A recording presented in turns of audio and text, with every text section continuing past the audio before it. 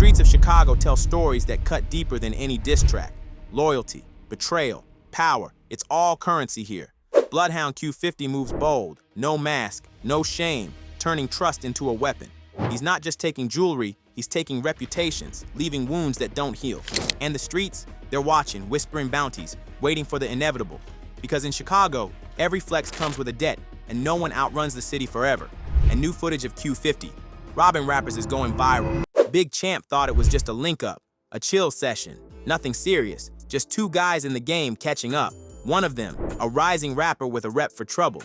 The other, a cousin of the late O-Block legend Big A, trying to stay tapped in but move smart. But what looked like a regular hangout turned into a setup. Bloodhound Q50 and his protege Baby Splat weren't there to catch a vibe. They had other plans. The moment Big Champ let his guard down, it was over. His chain, gone, his phone, snatched, and the diamond AP on his wrist, that too. The same watch he used to flash in his IG stories, all gone in minutes. Q50 didn't just rob him, he humiliated him. Baby Splat made sure of that, rocking the chain in a video like it was a trophy.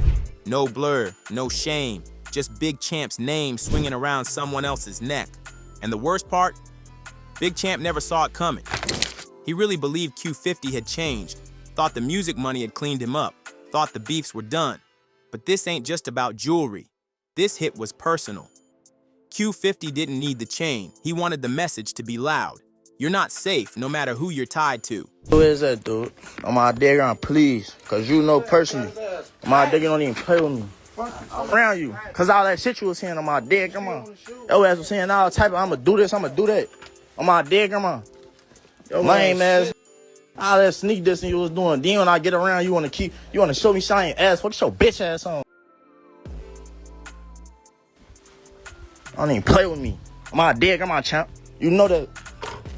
Come on, champ. That's me we talking about. I'm my dick, the same same young turn nigga who you was dick sucking. I do this, I do that.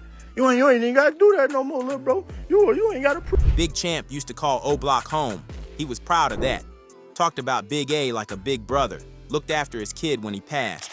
Threw birthday parties, pulled up with gifts. He wasn't faking the ties. But O-Block didn't claim him back.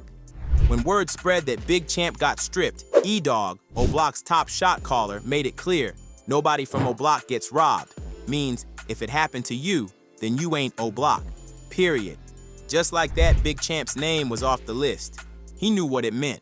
That's why the comments on all his posts got turned off. No replies, no stories, no reposts. He vanished like someone licking their wounds. People think he's going ghost for a week, maybe more. On the surface, this looks like a clout chase. But there's more under the surface. Chains get snatched all the time. But in Chicago, chains can cost lives. Back in the day, fake jewelry got real people killed. Trap City Vale lost his life after flashing a chain to the wrong dude. His sister? Shot trying to defend his name. So now when people see a chain on the wrong neck, they know what comes next. This ain't new for Q50 either. His name's been tied to chain snatches and setups before. But Big Champ wasn't some random rapper. He was connected. He wasn't broke. He wasn't flashy. He just trusted the wrong guy. And now, there's real talk of war behind the scenes. Some say the situation could spiral. Others hope someone steps in. Maybe a Muslim brother, maybe someone older, someone respected enough to calm the fire before it spreads. Because let's be real, this ain't about money. These dudes drive Hellcats, they flash stacks. It ain't about need, it's about power, reputation, being the one who made someone fold. That's why Q50's name is trending. That's why Baby Splat is flexing like he signed a victory deal. The chain didn't come with cash, but it bought them buzz. Boy, go ahead, try to reach for the that's around my neck. Best believe I'm gonna go about principles. I die about my respect. Stop the cap. Only too free, sweet to stand on. Bloodhound, you see the chain. So like I watches after chain. Play you lay and get them. No one wants to hear about who you took care of. No one cares about the kids' birthday gifts. Not when your chain's in enemy hands and your name ain't clean. But if you're Q50, you just want a power move. You got the chain, you got the clout, and now everyone's watching. Some call it savage, others call it smart. But either way, you can't deny it worked. Watch and chain for free. Hey, but what's up with that situation, man? I know you What and chain you talking about? the Big Champ chain, man. I know you and bro was cool. We still is cool. Dang. Yeah, he just let me put that on, you know? I still got it though. He let me keep it type shit, you know what I'm saying? Let me keep the watch too, shit. You know what I'm saying? He said it was time for a new kid, I guess. Man, so what would make somebody just want to get their jewelry away though? The love and that fucking, I guess you saw the real shit. It's my boy. That shit. This still right here. You know what I'm saying? Still right here. It's my boy, let me keep it. Damn, Q50. You know, it's real slimy outside. You know, who can you trust, right? Shit, you shouldn't really trust nobody if you on the street, shit. And you ain't gotta worry about that with me, shit. For now. Because the thing about Chicago, the city doesn't forget. And sometimes the quiet ones who go ghost for a week, they come back louder than ever. No flinching, no apologies, just war. But this isn't the first time he did it. Q50 lit a match under the streets and watched the whole block catch fire. The man didn't move quiet, didn't hide his hands.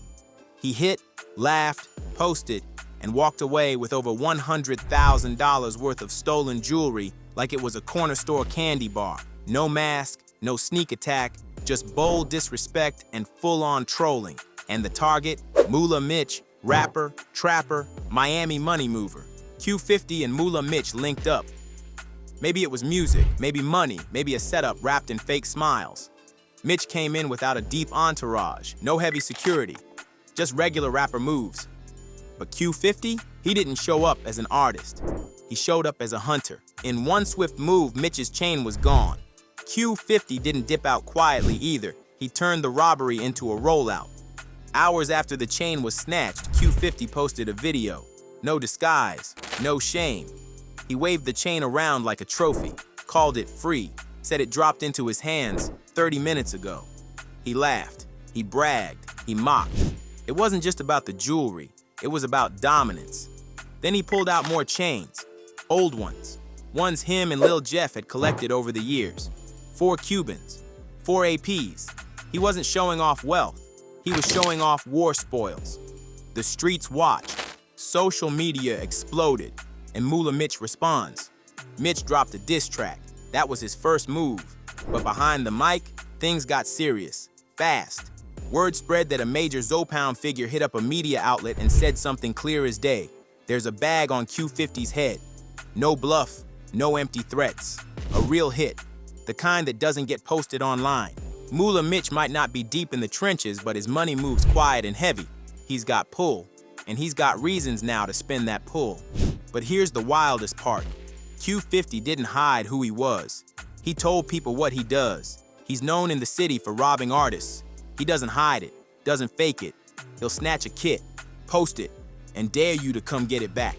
Odds bad luck, they keep on dying. Oh yeah, go. These niggas keep that, I'ma get rich, fuck on, that's slide. Don't fuck with me, just met, bitch, you laugh. Reach for this chain, your ass gon' die. Check it out. Reach for this chain, your ass gon' die. Your ass gon' die.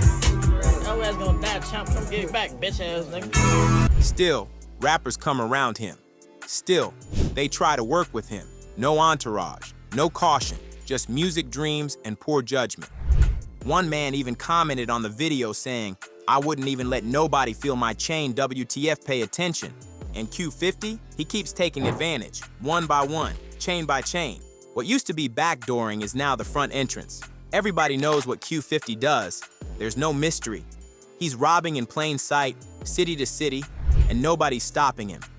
In Lil Jeff's song, Through the Ceiling, Q50 rapped, "Still in the rack, and bitch, I overstand on business. Just because I rap, this ain't different. Pose be in the hills, but I'm out spinning. 2 dead because they was stealing. 1 dead because he was pissing. Another dead because of his pendant. This shows Q50 wasn't just taking chains. He was standing on business. He's not broke.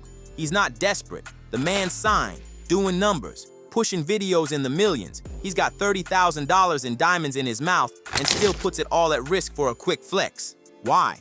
Because he wants the rep, the fear, the control. Because to him, the fame ain't enough unless it's soaked in controversy. But every street has a wall. Eventually, you run into the wrong person. But Q50 seems to be following the footsteps of his fallen homie, Lil Jeff. Maybe he's trying to honor him. Maybe he's trying to outdo him. Either way, the rob and flex path only leads to 2 doors, prison or a casket. Nobody robs forever. Nobody dodges karma forever. Q50 is getting bolder with each move, but each robbery adds another name to the list of people who want him gone. And when that list gets long enough, the streets do what they always do. Some folks are laughing, some are cheering, some are warning, but everybody knows this ain't a joke. Q50 might call the chains free, but the price he's about to pay, that won't come cheap. He's been loud, he's been reckless, he's been warned. If the streets don't get him, the feds might, but somebody's going to. Because eventually, every robber runs into someone who doesn't need a diss track to speak. But one thing should be mentioned here. They know who he is, they know what he does, and they still let him in. Q50 doesn't wear a mask. He doesn't creep in shadows. He's not kicking doors or pulling guns in hallways. He walks right in, daps you up, cracks a joke, smiles for the camera, and takes everything. That's the hustle. That's the trick. He doesn't rob like the old heads. He plays it differently. Q50 is the friendly lick expert. He's smooth, cool, and deadly. You think he came to chill? Nah. He came for your chain. Damn, I'm only 20, can't nobody tell me shit. Hey, all that free, buddy? I ain't lying. This right here, big bro, Bibby gave me this bitch. This 60K. This big bro swear shit, this 50. But this right here, what that bitch told me. This bitch free. This bitch, y'all know this. Hey, when you got that one right there? What that was, like 30 minutes ago? Look, bro. Alright. Free, man, everything free. I'm only 20, can't nobody tell me shit. Ask Moola Mitch. The day Q50 robbed him, there was no screaming, no scuffle, just handshakes and small talk. 1 second they're vibing, next second, Mitch's chain is gone. Q50 didn't run, he didn't hide. He posted the chain online 30 minutes later. No shame, no fear. He even labeled the jewelry by victim, like trophies, like receipts. Q50 doesn't need your money. He just dropped $30,000 on his teeth. He's signed, he's got buzz, he's got fans, but he wants your chain because it's not about cash, it's about control, about catching you slipping.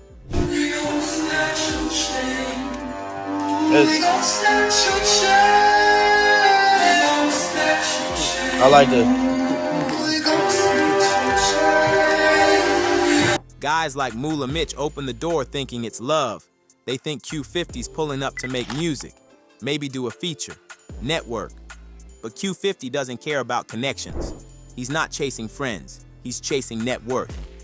Bloodhound Q50 hopped on Instagram and poured his heart out to Lil Jeff, tagging his fallen homie's account like he's still here. In the caption, he said, "This the life we talked about living and we thought we was gonna have to take Die World to get it." Q50 is saying he and Jeff always dreamed of coming up by any means, even if they had to take the world for it. That line's deeper than it sounds. It shows how committed they were to street life and how far they were willing to go. For them, robbing chains, sliding on ops, and making a name wasn't just about clout. It was the plan from day one.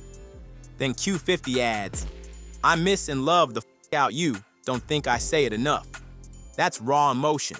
He's carrying the pain, and he's showing love in his own way by living the same reckless life Jeff died chasing. Whether it's robbing chains, spinning blocks, or sending shots on IG, Q50 moving like Jeff's still right there with him. This post shows Q50 ain't just sliding for Jeff, he's becoming him. That's his game. He makes you comfortable. Then he makes you a mark. He'll smile in your face, say it's all love, then snake you clean. That's how he moves. And the scariest part, he doesn't even hide it. He tells you, and you still bring him around. That's how he robs. That's why he wins. Because you trusted the devil in Dior. Look at this incident. Q50 and Baby Splat tested a man's soul. Let's talk about the victim, a Chicago blogger. Baller's back, a man who probably thought he was stepping into a regular content collab.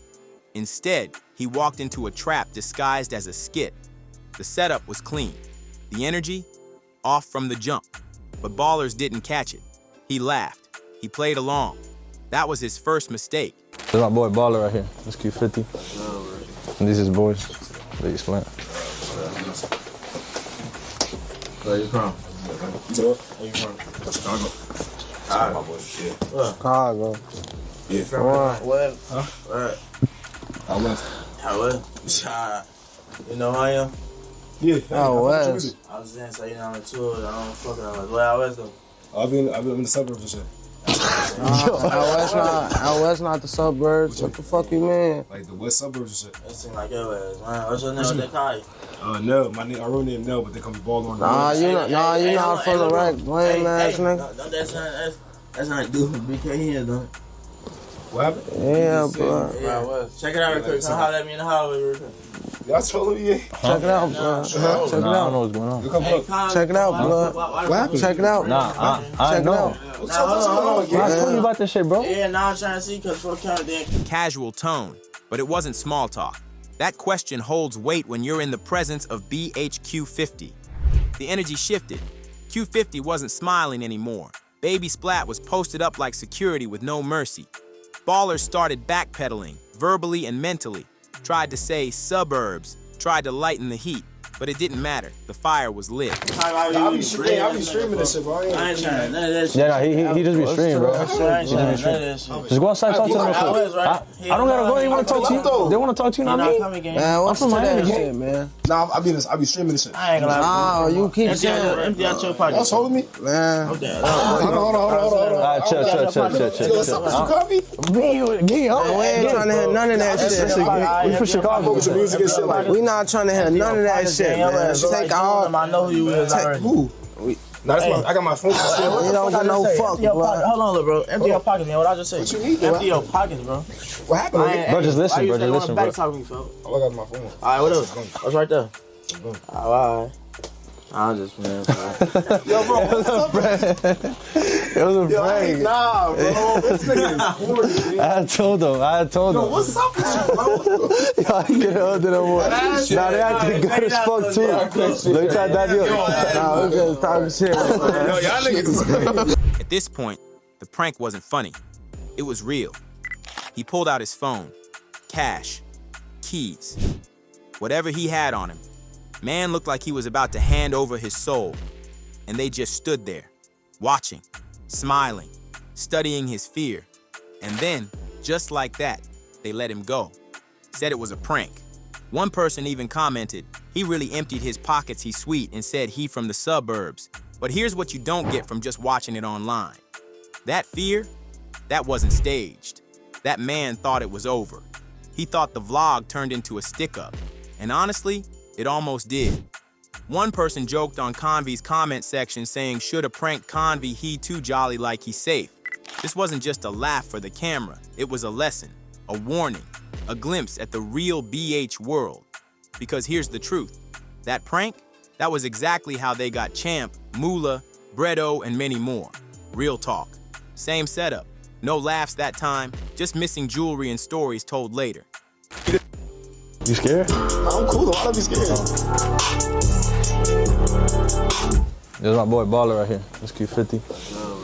And these is boys. They explain. Where you from? Where you from? Chicago. Chicago. Yeah. Chicago. Yeah. What? Huh? What? How What? You know who I am? Yeah. Out west. I was saying, so you know, I'm a tour. I don't fuck around. Where I was though? I've been in the suburbs and shit. Out west, not the suburbs. Like the west suburbs and shit. It seems like your ass, man. What's your name? What they call you? No, my real name No, but they call me Ball on. Nah, you not from the right lame ass nigga. That's not do for BK here, though. What happened? Yeah, bro. Check it out real quick. Come holler at me in the hallway real quick. Y'all told me, yeah. Check it out, bro. Check it I don't out. know what's going on. Check it out, blood. What happened? Check it out. Nah, I know. You haven't heard about the Bredo story, haven't you? Let's go there first. Actually, it all starts with Lil Jeff. Lil Jeff didn't just rob people, he turned it into a reputation. In Chicago's drill scene, his name carried weight, not for his bars, but for the way he made chains vanish off necks. People knew what time it was when Lil Jeff pulled up. His signature move? Wait for a smile, shake a hand, and when they least expected it, snatch and dip. He was smooth, calculated, and ruthless. His name rang out through the West Side and beyond. But the story that cemented his legend and started his downfall was what he did to TMC Bredo. It started simple. Jeff met Bredo through a mutual. At first, there was peace. Bredo was from the 6,300 block, repping hard, but he didn't clock Jeff's background right away. Jeff had a calm face and a light voice, didn't scream trouble until it was too late. Bredo got comfortable. One day, he tried to buy a line of lean, green, real codeine from Jeff's people, but the lean didn't come. What did come? Bloodhound Jeff and Q50, snatching Bredo's 2 Rolex watches clean off him. Watches still had blood on it. That's how quick and rough it went down. Bredo went quiet after that and deleted every picture he had. The man got touched and folded fast. And that's just one page out of Jeff's book of robberies. Because this wasn't new. Lil Jeff had been running through the city for months, catching rappers slipping. He'd show up to a party, dap everybody up, then dip with somebody's chain before the beat dropped. He'd walk out grinning. Chain snatching wasn't just for profit, it was power. It was his calling card. He didn't care who it was, up-and-coming seasoned vet. It didn't matter. If you had something shiny and you were close enough to Lil Jeff, it was already gone. But no one lives like that forever. That kind of energy makes enemies. And Lil Jeff made plenty. In May 2024, it all caught up to him. A shootout in the Woodlawn neighborhood ended it. He was shot 19 times. Some say it was over a fake chain he tried to pass off. Others say it was revenge.